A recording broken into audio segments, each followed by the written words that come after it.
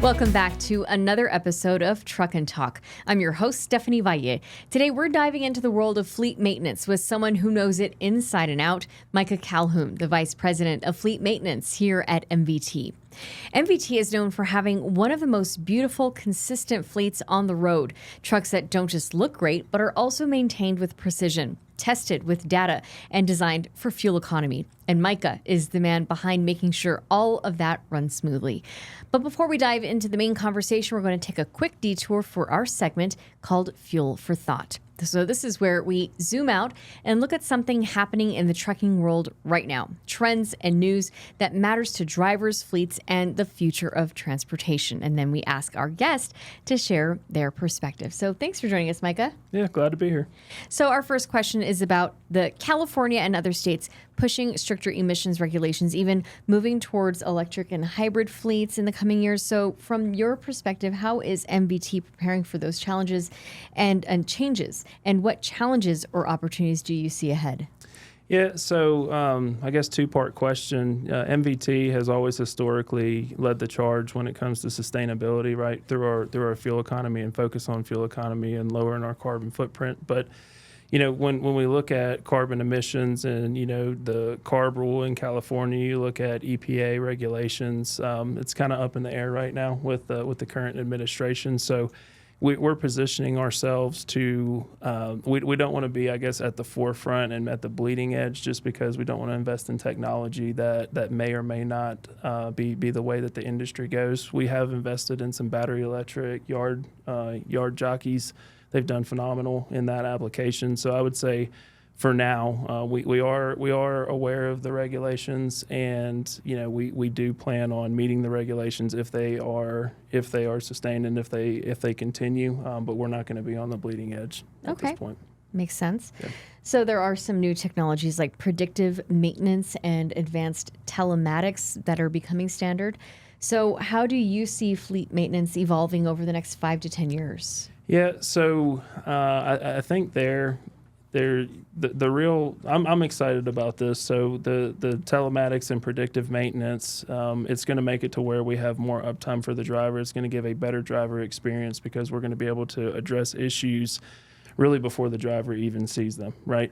The big buy-in that we need here is with the OEs, the engine manufacturers, the truck manufacturers, and different componentry, brake manufacturers. All the manufacturers is going in and saying, hey, if we know that there's an issue, we know that there's a defect, we're seeing the fault codes or we're seeing a trend in a fail rate of a component, addressing it under warranty and allowing us to replace that component under warranty in a timely manner instead of having to go through a million steps. I think that's where the industry needs to go, but I'm really excited about where we're going with predictive maintenance for the drivers and then obviously for the maintenance departments as well.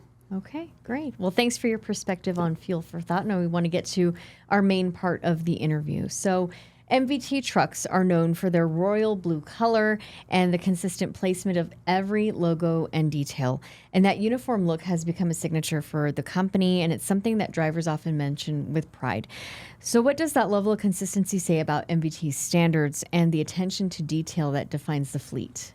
Yeah, so obviously Royal has taken pride, and so does everybody that works at MVT in the image, right? It's one of those things where the customer, the driver, the employees, they all know what they're getting with that image. If you have a truck that's not well maintained and the decals are crooked, or maybe it doesn't have a good marketing decal package that is aesthetically pleasing, what kind of freight and what kind of customer or what kind of carrier is that going to be for a customer? The customers can take pride in us having the level of detail in something as simple as washing our trucks and detailing our trucks. We're obviously going to maintain them well. We're going to provide great customer service. We're going to treat our drivers well. So I would say that's kind of the why behind the image that we have with our decals.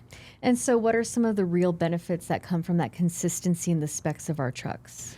Consistency in specs of trucks, so identifying trends. If there's some fleets that run multiple different OEs, multiple different engine manufacturers, or engines, I would say the consistency in the fleet and being able to identify trends so that once again with that predictive maintenance you can address those issues in a timely manner because it's kind of the same truck, it's the same trailer, right? We know what's going to go wrong with it, we know when it's going to go wrong, so we can address those issues before the driver feels them.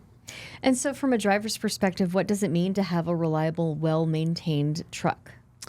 So, in my opinion, the driver obviously having that peace of mind that they can go in and they can grade a hill, they can go down a hill, and they know that their brakes are maintained. They can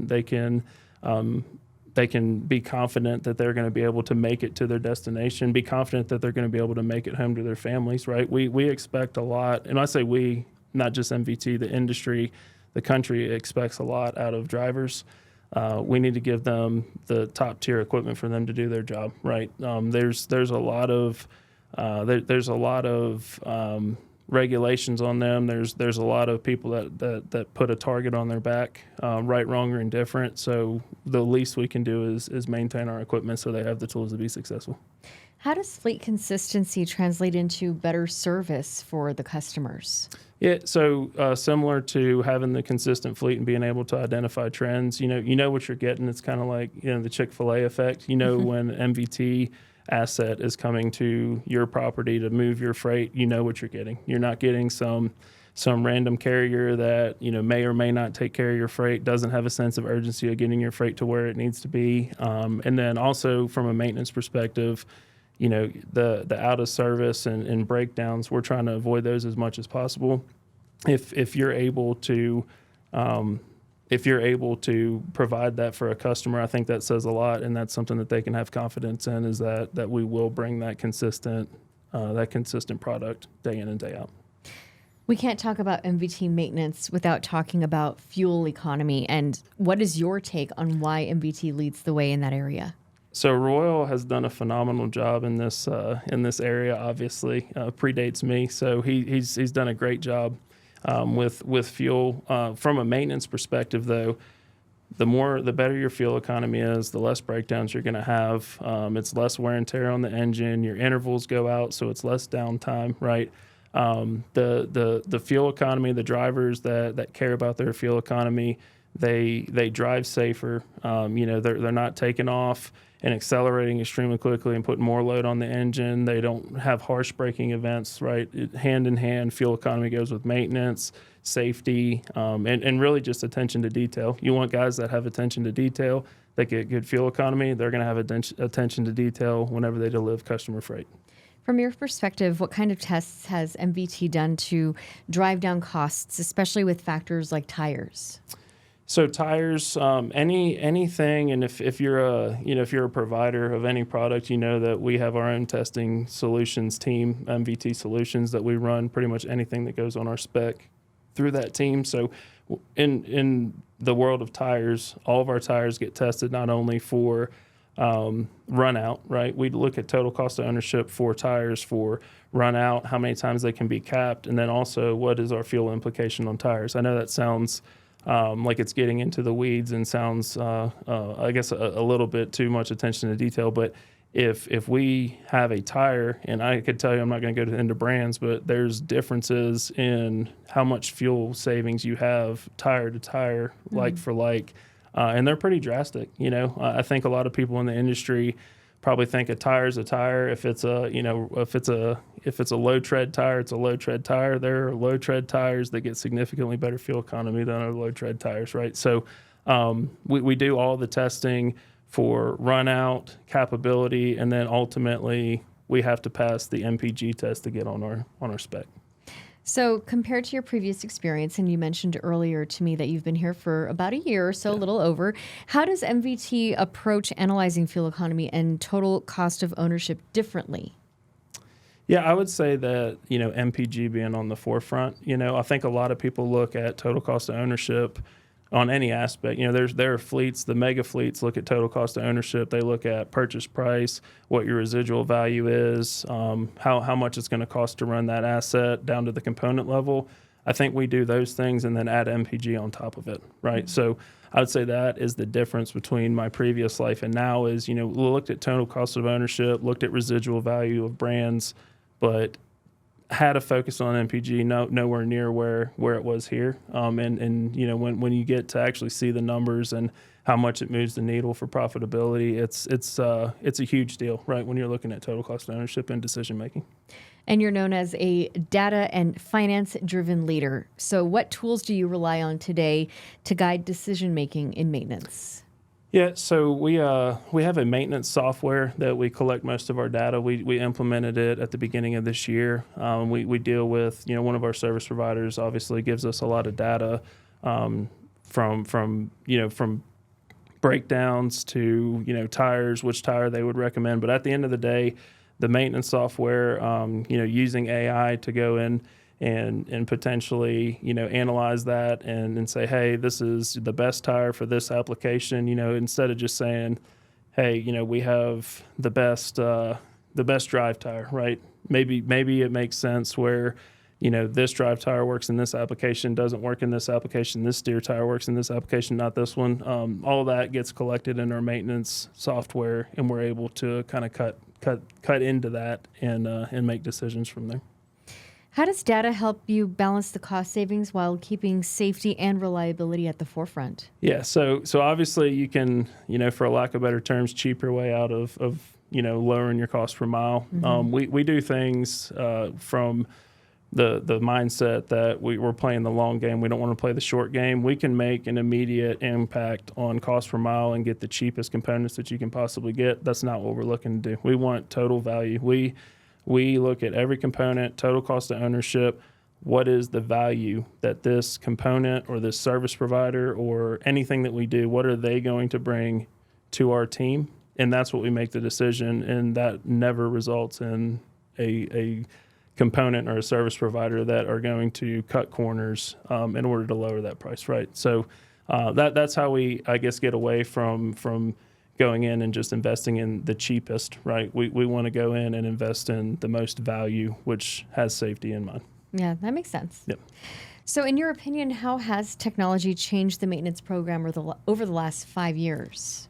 So I would say that, the trucking industry in general, I don't know that it's the last 5 years, maybe a little bit longer than that, but it is more data driven than it used to be. There's a lot more, people call it the professionalization of the trucking industry. Individuals like me, and honestly Royal was this guy decades ago.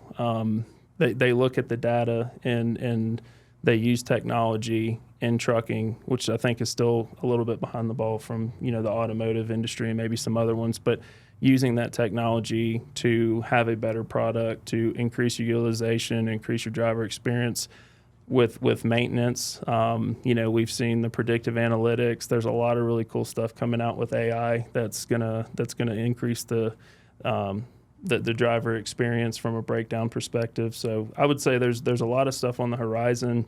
And then obviously just over the last 5 years, the data side of the industry has really increased.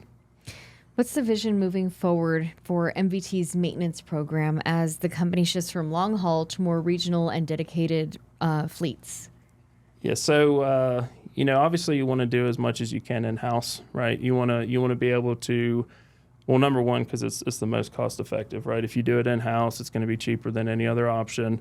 You also get to dictate the quality, right? We have extremely high standards for our technicians, and they perform at a very high level for us in-house. But as we look at dedicated and regional, it's partnering with that right service provider, right? If it makes sense where you can go and you can put a location and have your own in-house mechanics and technicians and support system, that's great. Sometimes that's not feasible financially. That's where you really have to do your research and say, hey, do they do good work? Do they stand behind their work? Are they going to cut corners, the service providers? And that's how we kind of make our decisions, really vet out our service providers that we put in those strategic locations. What do you think will be the biggest change in trucks or even fleet technology that drivers will notice most in the near future? So a couple of years ago, I probably would have told you, what drives them, right? Hydrogen, battery electric. I don't know that that's going to take off quite as fast as everybody thinks. So I would say, there's a lot of there's a lot of investment in, the user interface for what the driver actually sees in the cab. So I think the technology in the cab is going to get a lot better. There's a lot of fleets that are using apps and using that kind of technology to get information to drivers. One of the cool things that's coming down the line is utilizing AI in order to set up breakdown events. So in a future world, I think what you'll end up seeing is not having to call in a breakdown, right? You have all the information, you have where the breakdown happened, what the breakdown is, all the information that you possibly need. It gets to a service provider, they send somebody out, and the driver's down for less time because they know exactly what's wrong with the asset. It's communicated in a digital form, and it's quick, right? It's great to talk on the phone, but it takes a long time, right? So I think that's going to be something that's coming down the line that drivers will really like. Yeah, I mean, efficiency has to win when you're talking about making sure that you're getting to your destination on time, right? For sure. Yeah. So how do you see MVT staying ahead in both cost savings and sustainability? Yeah, so I feel like that's a challenge, right? Because obviously a lot of the new technologies are expensive. The battery electric, I guess it's application based, right? So, we invested in battery electric vehicles in a yard moving capacity, and it actually pans out if you put pen to paper. And what we've seen so far is there is a return versus diesel powered in that capacity. We're line haul. We do a little bit of dedicated and regional. Maybe some of these medium duty delivery companies that might be worth looking into, where the cost savings, you can also have the sustainability through like battery electric. I think it's a hard question to answer because there is so much cost associated with some of those new technologies. As fleets adopt that technology, cost is going to drive down, and I think overall, very long term, we'll have cost savings in those technologies. As we expand, what are some of the biggest challenges in managing a larger, more diverse fleet across the country? Yeah, so I think it's just the industry challenges, right? So if you're breaking out of, I guess, our geographical region that we currently operate, we really operate, 48 states, but we're predominantly, we're predominantly Southwest. So breaking into those new regions where there's already a fleet presence is a challenge. Finding the good service providers, it's a challenge not only to find good service providers, it's a challenge to find good technicians that actually fix stuff. And, there's some really, really, really good technicians out there. And then there are some that just need to learn a little bit more, right? So I think that is one of our challenges is finding that right service provider that has the skill set and the technician base that can keep our assets running at a high level. So what role do you think that partnerships with tire and equipment suppliers play in your strategy for cost efficiency as well as performance? So I guess a couple things, when you're looking at total cost of ownership, working with the tire OEs and working with the truck OEs and the engine manufacturers is, what is my total cost of ownership going to be? What's your effect on my MPG? What's your, I don't know if adaptability is the right word, or flexibility to change the product? My most important thing that I look at is how quickly trucks are going to break down. It's inevitable. There's nobody that makes a perfect truck. It's how quickly can you get that truck back on the road so that we can service our customers. So those are the things that I think that we look for, and I think that they're going to play an important part. So you're a bit on the younger side. You're also new to MVT, but you've already built a reputation for your knowledge and your leadership. So for you, what has been your biggest learning curve as the Vice President of Fleet Maintenance? So I would say probably giving the team the opportunity to succeed and also fail, right? Whenever I first started out in a leadership role, it was probably almost a decade ago now, which this doesn't sound like a long time. It feels like a long time for me. But you want to go in there and you want to do everything for yourself, right? And I've had a lot of really good mentors that said, hey, you're only as good as your team. And I 100% believe that. But as a vice president of fleet maintenance, being willing to watch your team learn through struggles sometimes is a hard thing to do. It's kind of similar to your kids. You know, you have to let your kids fail at times. Allowing your team to make the decisions and have the autonomy and standing behind them, even if they don't make the decision that you would have. Because sometimes they make a better decision than you would. And it's really exciting when that happens, but that never happens if you're micromanaging and not giving them the autonomy. It's a hard thing to let go of, and, you know, kind of not for a lack of better terms, but let your destiny be controlled by somebody else is giving them the autonomy to make the decisions and live with the consequences. So how do you build a team but also align it with MVT's culture, but also bring in your own vision?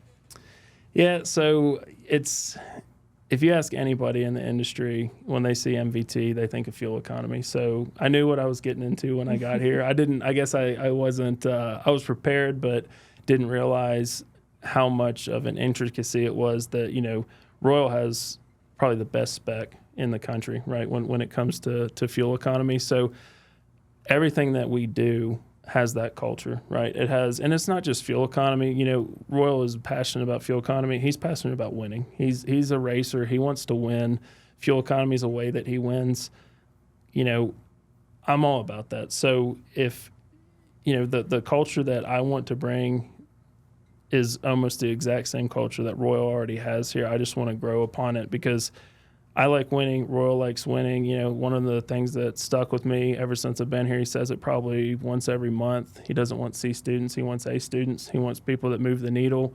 That's what we want. We want to put people in positions company-wide, but specifically in maintenance, that move the needle every day. They want to get a little bit better, and that's the culture.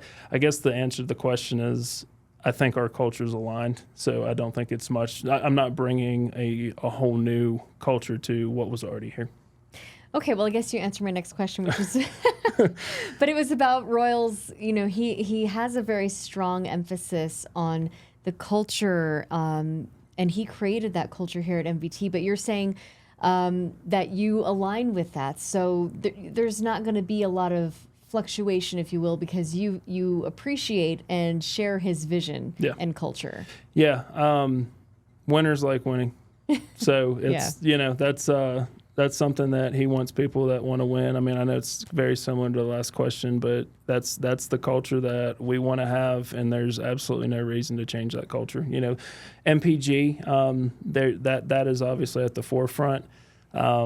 We don't want to change the culture of MPG. If anything, we just want to get a little bit better. I would venture to say that Royal is interested in us continuing this legacy that he's already built, and not only being really, really good at MPG, but being really good operators, having a really good operation team, having top-notch safety, having top-notch maintenance. He wants to be the best, not just in fuel economy, but everything. Mm-hmm. So that's where we're going to take it. So speaking of taking it, I want you to take your vision 10 years into the future. Can you predict what fleet maintenance at MVT will look like in a decade? Hopefully we don't have any more broken down trucks or trailers, but no, I think everything's just going to get more proactive. I want it to be as seamless for the driver whenever they do have a breakdown event. So utilizing the technology, you know, the predictive analytics, the AI that's coming out, making it to where our team is running lean and quick and addressing issues in an extremely timely manner. That's what I see in the next 10 years. It's kind of hard to say because 10 years from now, you know, what is the what is the power going to be right behind the asset? You know, if it's battery electric, it's going to be a completely different maintenance program than diesel powered or hydrogen. So regardless, I think utilizing technology, there's been such a increase in you know, AI and that kind of technology. One thing that we're looking at is, you know, technology through inspections with AI and getting a consistent, once again, Chick-fil-A effect inspection on every asset. That's the kind of stuff that I foresee in the next 10 years, just getting better and better and better to where we have less and less downtime. So you've had an interesting career journey. Can you share a little bit about your path and what brought you to MVT? Yeah, so I actually started out at Penske Truck Leasing. So I started off in parts of all things, and I saw a need for individuals in maintenance. Penske is a very maintenance driven and focused company. So there was a huge need for leadership really in maintenance. And I have a finance degree. You would think, hey, if you have a finance degree, you're not going to go into maintenance, which I would agree with you. I never would have thought I'd be here if, 10, 15 years ago. But I took that and saw the need, and then got the opportunity of a lifetime to go to my previous employer and work there and lead their maintenance team, right? And I led them for 4 years. The timing made sense. I got a call from Royal and his team, and I knew about MVT because of the relationship that they had with one of my previous employers, and was very familiar with the company. So it was. I actually laughed when they reached out to me, because I said, "Wow, what a series of events that I would end up in El Paso, Texas, working for MVT." But yeah, it's been a good journey so far. Really encourage people to look into trades. There's a lot of opportunity at trucking companies and in the trades. Don't have to go to college. You can be very successful just putting your nose down and working. And also something that you had said is that you like not having to sit behind a desk every day. Yes. Yeah, I went to school for business, and you would think that you'd want to sit behind a desk and just crunch numbers, which I do enjoy doing. I guess that's the nerd in me at times. I do enjoy analytics and trends, but yeah, getting out and going and talking to technicians, and in previous roles getting out there and fixing trucks and learning how everything operates, it's pretty exciting. There's never a dull moment in trucking. There's definitely never a dull moment in maintenance. So what's been the most rewarding part of your role? I feel like in every role as a leader, if you're not focused on your people and their development, then you probably just don't need to be in that position. So every position that I've been in, it's been the most rewarding thing is seeing how you can invest in the individuals that look to you to, I guess, lead the ship. I say lead the ship, not really big into titles or anything like that. We work as a team and collaborate. So those individuals and giving them the opportunity to better themselves, better their families, that's what I look forward to. Obviously, serving the drivers is important as well. But if I can take care of my team and my team can get better, not only in their jobs, but also have a better life because of the opportunities that Royal has made a company, and I can go in and serve in that company and give them an opportunity, that's all I care about. So outside of work, what do you enjoy that helps you recharge and bring balance? So I played a lot of basketball whenever I was growing up. So I played basketball still in three men's leagues, so 3 nights a week. And then I enjoy watching my kids play basketball, big basketball family, like watching college football and then just being outdoors. So just going hiking, finding cool things to look at. Yeah, so you've spent the last 14 months in the Franklins, I hope, right? Because the Franklin Mountains are great for hiking. Yeah. Well, Micah, thank you so much for your time and for giving us your insight about fleets and fleet maintenance and how to keep MVT moving forward. Yeah, thanks for having me. And to our listeners, if you're interested in joining the MVT family, you can visit m-v-t.com to learn more. I'm Stephanie Valle, and until next time, stay safe, stay sharp, and keep on trucking.